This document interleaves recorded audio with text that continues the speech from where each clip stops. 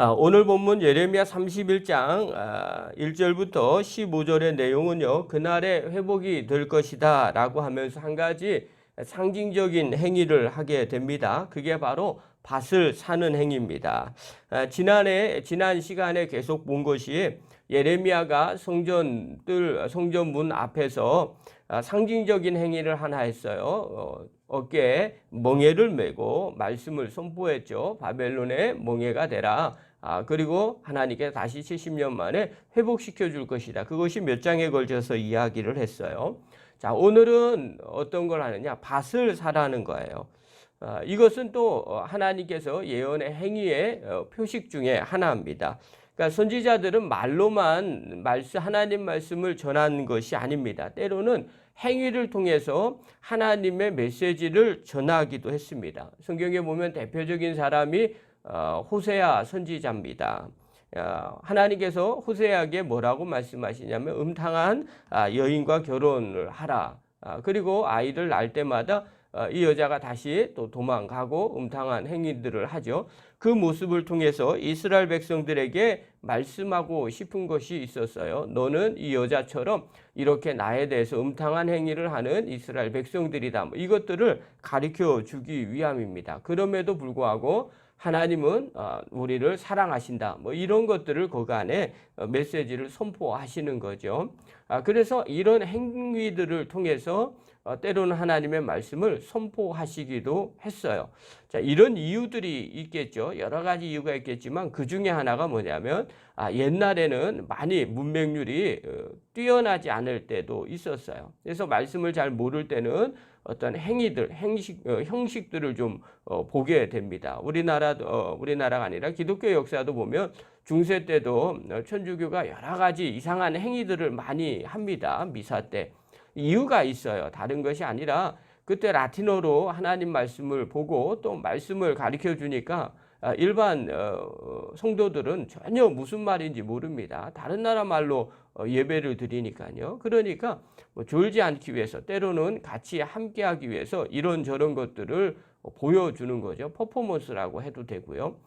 또 그림 같은 것들, 그런 것들 심볼이 많이 있었어요. 초대 교회 때도요. 왜냐하면 글을 잘 모르는 분들도 많이 계시기 때문에 이 그림 같은 걸 통해서 신앙 생활을 할 수 있게끔 그렇게 해줘요. 그래서 성지순례 한번 갔을 때 그리스 정교회에서 들어갈 때 보면 이 교회 전면, 후면, 천장까지 전부 다 그림으로 이렇게 성화로 이렇게 도배됐다 그래야 되나요? 그림으로 전체로 다 이렇게 표현한 적이 있어요.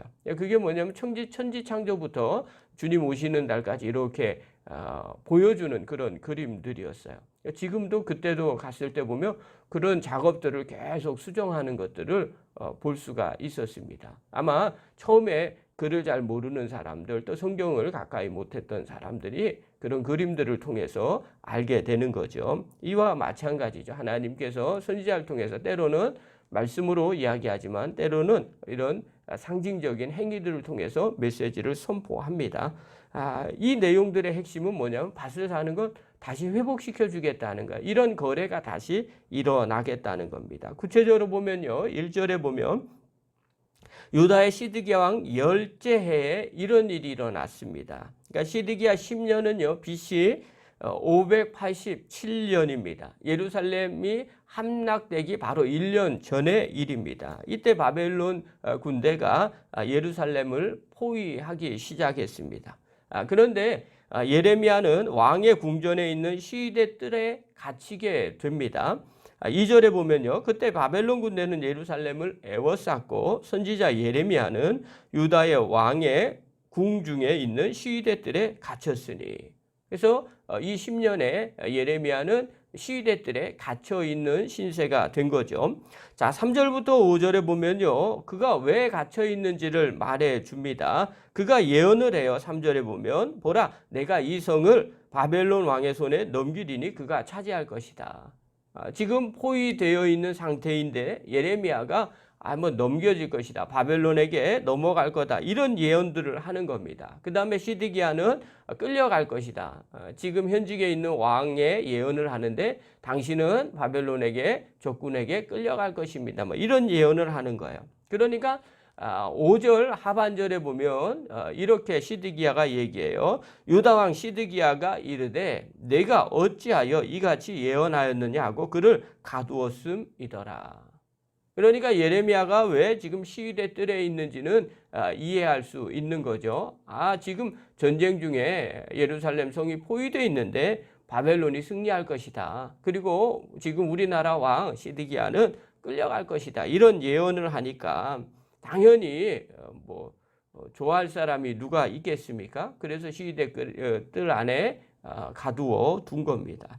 여러분, 안 좋은 예언을 하면 다들 기분이 나빠할 것 같습니다. 또 그렇게 시위대 뜰에 갇히게 되는 그런 일들도 생길 수가 있습니다. 그런데 좀 다르게 보면 이것을 예레미야가 몰랐을까요? 당연히 안 좋은 소리 들을 거 알고 있었어요. 그럼에도 불구하고 말씀을 선포하는 거죠. 여러분, 중요한 메시지 하나입니다. 우리가 하나님의 자녀가 됐습니까? 그렇다면 유불리를 따지지 않고 상황과 환경과 상관없이 주님의 말씀은 전해줘야 된다는 겁니다. 이것이 말씀을 받은 자의 숙명이에요. 사명은 바로 이런 거예요. 좋으면 하고 안 좋으면 안 하는 게 아닙니다.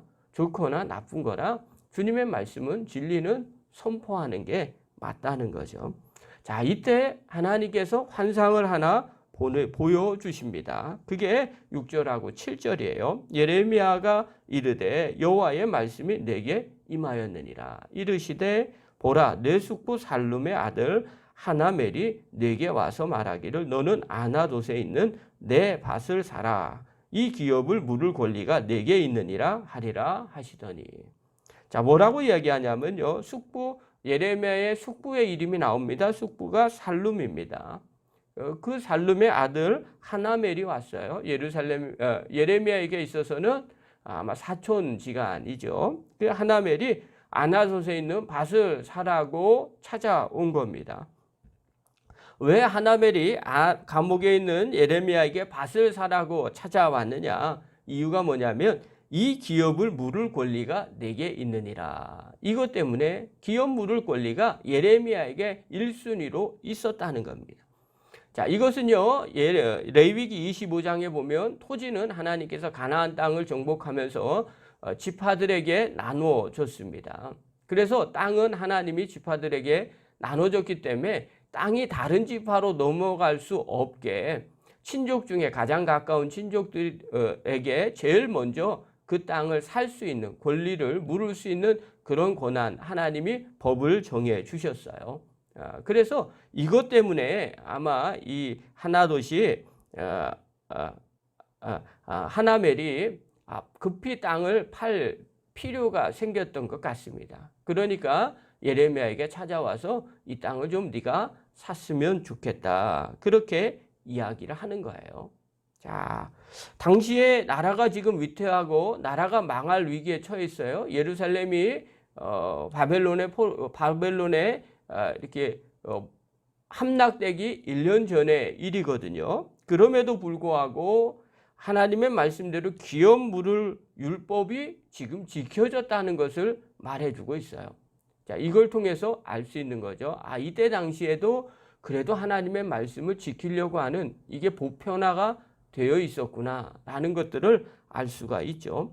자, 하나님께서 말씀해 주신 이것을 예레미야가 뭐라고 얘기하느냐? 이것이 하나님의 말씀이구나. 그러면서 은 17세겔에 9절부터 12절에 보면 은 17세겔에 그것을 사게 됩니다. 그리고 계약대로 봉인된 매매 계약서, 그리고 봉인되지 아니한 매매 계약서를 받습니다. 그것을 유다 사람들이 전부 다 보는 앞에서 바룩에게 넘겨주고 명하죠. 뭐라고 명하냐면 옹기 그릇에 담아서 여러 날을 보관하라.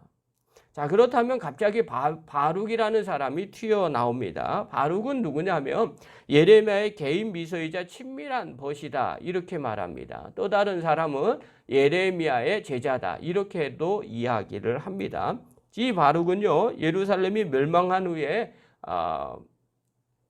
예레미야가 애굽으로 끌려가는 그런 일들이 생겼습니다. 그때도 함께 갔던 사람이 이 바룩입니다. 근데 이 바룩은요, 서기관 집안 출신이고요, 왕궁에서 직책을 갖고 있었던 사람이었습니다. 근데 그에게 유다 사람들이 보는 앞에서 넘겨주면서 예레미야가 이렇게 말하죠. 14절과 15절에 보십시오. 만군의 여호와 이스라엘 하나님께서 이와 같이 말씀하시기를 너는 이 증서 곧 봉인하고 봉인하지 않는 매매 증서를 가지고 토기에 담아 오랫동안 보존하게 하라. 만군의 여호와 이스라엘 하나님께서 이와 같이 말씀하시느니라. 사람이 이 땅에서 집과 밭과 포도원을 다시 사게 되리라 하셨다 하니라. 자, 이렇게 오랫동안 매매 증서를 봉인하라. 왜냐하면 나중에 다시 회복하는 그날이 올 건데 그때는 다시 밭을 사고 팔 일이 생길 것이다. 여러분, 밭을 다시 사고 판다는 것은 다시 회복을 시켜주고 정상적인 생활을 할 수 있을 것이라는 말씀입니다. 이것은 이스라엘 백성들에게 아주 희망적인 이야기죠. 자, 오늘 본문에 그러면 말해주고 싶은 핵심은 무엇이냐? 밭을 사고 파는 이 행위를 통해서 확인시켜 주는 거죠. 바벨론의 멍에를 매라. 그러나 나중에 다시 회복해서 이렇게 밭을 사고 팔 날이 올 것이다. 이 메시지를 전해주고 싶은 겁니다. 자, 그렇다면 오늘 본문을 통해서 깨달아야 될 것 두 가지입니다. 첫 번째입니다. 사명 감당할 때는 핍박이 따른다는 겁니다. 그러니까 좋은 얘기할 때는 누구나 다 할 수 있습니다. 그러나 때로는 좋지 않은 이야기할 때 말하기가 사실은 쉽지 않습니다. 그럼에도 불구하고 주님의 말씀이니까 어떻게 해야 돼요? 말씀대로 따라가야 되겠죠. 환경이 좋으면 신앙생활 할 수는 있습니다. 그러나 환경이 어려워도 신앙생활 하는 것, 이것은요, 환경이 좋고 나쁨이 중요한 게 아니죠. 주님의 말씀, 예수님께서 우리의 구세주가 되셨다면, 정말 하나님이 나의 하나님이 되셨다면 그것은 상황과 환경과 상관없이 따르는 거죠. 여러분, 육적인 부모님이 계십니다. 그건 진리 아니겠어요? 그런데 상황과 환경이 좋다 나쁘다에 따라서 어떨 때는 부모가 됐다가 어떨 때는 부모가 안 되는 겁니까? 그거하고는 상관없다는 거예요. 우리가 신앙생활할 때 그런 자세를 가져야 될 겁니다. 초대교회처럼 핍박이 심한 때가 없었습니다. 그럼에도 불구하고 그때는 생명력이 있었기 때문에 퍼져 나갔습니다.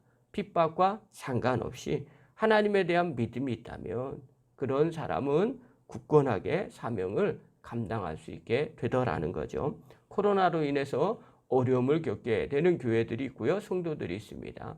교회들마다 한 30% 이상 믿음 생활을 그만두는 성도들이 생겼다는 겁니다. 실제로 그럴 것 같습니다. 그러나 중요한 거죠. 코로나 때문에 그런 것은 사실 아닙니다. 그들이 하나님에 대한 분명한 확신이 없었기 때문에 그런 거죠. 우리가 점검해 볼 필요가 있습니다. 핍박과 상황과 상관없이 굳건한 믿음을 소유하는 성도들이 되기를 바랍니다. 두 번째로입니다. 힘든 상황 속에서도요, 소망의 말씀을 붙잡아야 된다는 겁니다.